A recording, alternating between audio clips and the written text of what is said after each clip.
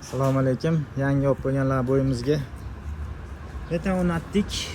Hozir endi tunuka, sandiq, duga bu tentlarimizni o'rnatamiz. Xudo xolasa jarayonni ko'rsatib beramiz. Yangi masalalar bu.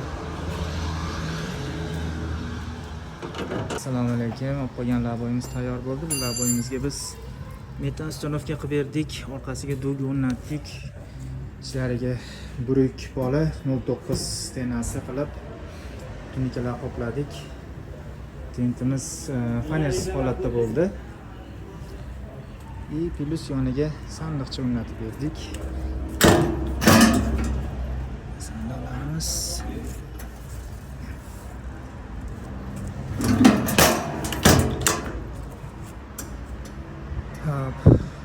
bu tentimiz afzalligi olib qo'ysa bo'laveradi. Kabinasiga qatirilmagan.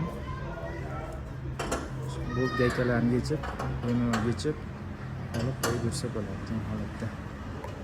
Hop, aka salom.